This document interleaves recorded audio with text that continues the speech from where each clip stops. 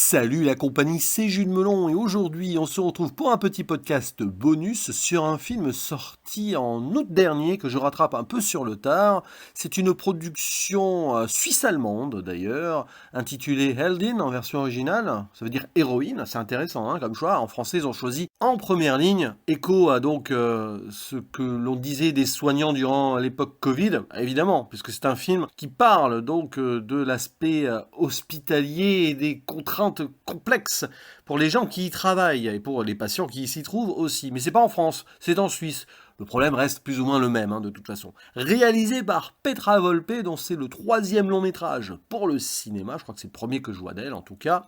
Et en actrice principale, pour jouer l'héroïne du cours, une infirmière, on retrouve Léonie Benesch, qui avait déjà joué un rôle un peu crispant, forcément, qui subissait beaucoup, mais dans le contexte éducatif, dans un film dont j'avais parlé ici, La salle des profs. Mais là, donc, on transfère cette panique-là, cette urgence, évidemment, dans le contexte médical où on va suivre cette infirmière qui s'appelle Floria, qui prend son service, comme tous les jours et tout, mais ça va être encore plus compliqué que d'habitude parce que sous-effectif, il manque quelqu'un, tout le monde n'est pas forcément compétent au même moment, alors c'est très compliqué, le film ne veut pas juger, mais il y a quand même des choses, évidemment il y a des trous dans la raquette, mais tout ceci est dû à des manques de moyens, et Floria va devoir s'occuper de beaucoup de patients, certains en mode attente, désespérés, désemparés, avec des exigences un peu récalcitrants, et avec des mauvaises nouvelles potentielles, des espoirs ou non. Évidemment, la mort aussi va peut-être rôder durant ces quelques heures d'un travail acharné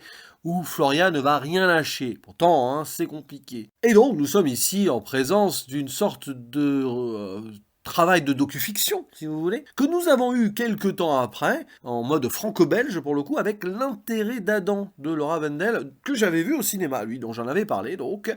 Mais c'est quasiment des films miroirs. Alors, évidemment, les deux réalisatrices n'étaient pas au courant que l'une et l'autre travaillaient sur ce projet, mais ça montre qu'il est très urgent d'évoquer ce problème qui nous touche tous potentiellement, que ce soit nous-mêmes ou nos proches, à un certain âge, être confrontés donc au système hospitalier avec des gens formidables qui donnent tout, mais malheureusement, parfois, ça ne suffit pas, parce qu'on les met dans des situations impossibles. Et je pense que même, vous faites situer ce film-là dans les urgences françaises, c'est potentiellement encore pire. Mais le message final du film, sans spoiler, il est là. Il manque des soignants, certes en Suisse, mais partout dans le monde. Il y a une ouverture sur partout, partout, partout. Et donc, c'est intéressant parce que la prise de parti du film au début, c'est de nous installer dans l'ambiance, dans l'urgence, avec quelques scènes découpées en plans séquences qui nous prouvent que tu dois gérer un problème, mais en même temps tu es interpellé ici, puis tu vas interpeller machin, tu te rends compte qu'il manque truc, donc tu oublies évidemment le premier problème, donc les gens vont se plaindre, et c'est une boucle infernale. Et on va après avoir quelques portraits de ces gens malades ou en attente de résultats. Parfois, nous, on est au courant, et elle est au courant, Floria, avant même ce patient, elle ne peut pas le dire parce que c'est le docteur qui doit l'annoncer, mais le docteur est occupé ailleurs. Donc vous avez par exemple une personne là qui attend depuis presque 5-6 jours, une potentielle mauvaise nouvelle d'ailleurs, mais l'infirmière a beau savoir, elle ne peut pas trop le dire. Après, elle va indirectement sermonner la docteur, mais la docteur dit moi aussi, je suis occupé, elle subit exactement les mêmes pressions du système, et donc vous avez des gens qui se renvoient la balle, mais très vite derrière on comprend que l'étouffement et l'écrasement vient d'ailleurs. Et donc sur la première partie c'est génial, sur la deuxième partie ça reste tout aussi bien, il y a des scènes d'émotion extraordinaires, mais celle-ci, quand bien même on tombe dedans, parce que c'est vraiment très touchant, notamment, il y a le patient qui a son cancer du pancréas, donc c'est très mauvaise nouvelle, qui a eu c'est très particulier parce qu'il va avoir une évolution, une histoire de montre. Bon, oui, on va avoir des moments très très réflexifs sur la vie, l'existence, l'éphémère de notre passage sur Terre. Mais justement, c'est ces moments-là où, évidemment, tu vas lâcher des larmes et que tu es en tension, on rentre dans une fiction fictive très très très très très écrite. Voilà. Est-ce que c'est un mal? Je ne sais pas. Le problème, c'est que le film balance entre les deux, et évidemment, là où vous allez être cueilli, c'est que le film veut vous cueillir sur des destins terribles. C'est presque trop facile. Il aurait fallu peut-être plus frustrer le spectateur. C'est vrai que sur le moment, j'étais là, j'ai même lâché ma larme à un moment, évidemment, sur une dame avec le fils, les 3 fils, là. Bon, évidemment, il y a le système qui va en prendre pour son grade à ce moment-là, et c'est presque injuste, mais on peut comprendre aussi la détresse de ces gens-là. Enfin, on comprend tout le monde, en fait, mais on peut pas vraiment tous se comprendre mais on comprend tout le monde, si vous voyez ce que je veux dire, parce qu'en fait, le vrai coupable, on le voit pas, il est invisible, c'est l'État, le monde dans lequel on vit qui ne peut plus donner de moyens hein, pour l'essentiel, et on comprend indirectement pourquoi, on va pas forcément faire ici une critique de notre société mondiale, capitalisto-mondialiste, qui ne pense qu'au profit, évidemment, on peut pas faire de profit avec la santé des gens, hein. Non, bah non, bref, hein, les plus riches, oui, ils vont pouvoir donner de l'argent pour être soignés, mais alors les gens qui sont dans le besoin... D'ailleurs, ça renvoie à une exigence d'un d'entre eux là, qui se croit dans un hôpital privé, qui va être seul dans une chambre. Ah ben non, désolé, hein, mon gars, hein, c'est comme ça. Bref, oui, donc ces moments qui captent presque en coupe d'ailleurs. On n'est plus dans les plans séquences, hein, on est dans des zooms ou des plans très rapprochés des visages qui veulent faire tirer l'alarme. Alors j'étais en mode, il vaut mieux sonner l'alarme, j'ai envie de dire, que tirer l'alarme dans ce genre de film. Mais ça reste quand même très bien géré, c'est bien mis en scène, c'est surtout brillamment interprété par Léonie Bénèche qui est en chute libre dans le film. Hein.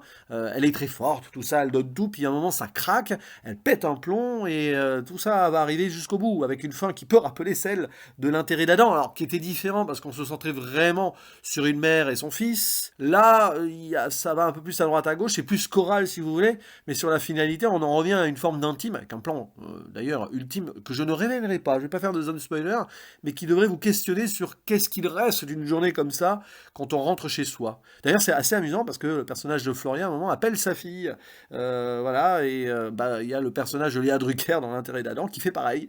Bon, c'est vraiment des films jumeaux, hein, d'une certaine façon. Et c'est vrai qu'on peut se poser des questions donc sur le choix ici, évidemment, scénarisé ultime. Petra Volpe derrière l'écriture autant que sur la mise en scène a fait ce choix-là, peut-être de toute façon pour gérer l'essentiel, c'est-à-dire que oui, bon, on va toucher l'émotion avec des choses qui peuvent nous arriver ou que des proches ont vécu, donc forcément ça va nous toucher, mais en même temps à mettre ce système ici sous un questionnement, sous le prisme d'un cinéma qui se refuse à être trop documentaire par moment, mais qui a des instants l'est vraiment donc sur ces plans séquences. C'est vrai qu'en fait les plans séquences qui montrent donc ces moments assez tendus tendent à disparaître une fois qu'on arrive dans la deuxième partie du film où on va se poser.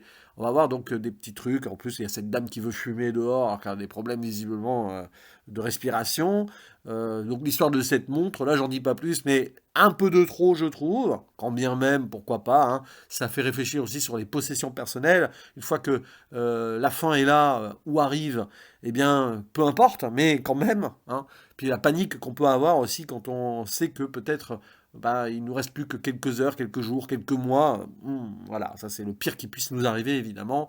Bref, c'est quand même un film à voir, à rattraper maintenant qu'il est disponible en VOD. Et je vous invite donc à voir, oui, à découvrir, à profiter d'eux, même si attention, c'est pas joyeux, de ce Herden, de ce en première ligne. Et je vous attends ici en commentaire sur votre analyse, sur votre ressenti. C'est un film qui se ressent, hein, puisqu'il s'analyse en fait en soi, parce que c'est assez évident, peut-être trop justement, mais c'est nécessaire à montrer. Hein. On enfonce peut-être des portes ouvertes, bien évidemment, mais il faut le faire. Voilà, faut tirer la sonnette d'alarme, même si de toute façon c'est pas ça qui va faire bouger les choses, et je ne pense pas qu'il y aura une amélioration. Le film n'apporte pas forcément de réponse d'ailleurs, parce que la balle n'est pas dans notre camp, et je suis pas persuadé que ça aille vraiment vers un mieux à l'avenir. Ça, c'est mon point de vue personnel, hein, mais c'est comme ça. À vous la parole en commentaire. N'hésitez pas d'ailleurs à réagir aussi si vous vivez ceci au quotidien, si vous travaillez dans le domaine de la santé, par exemple. Et je vous dis à la prochaine. Ciao!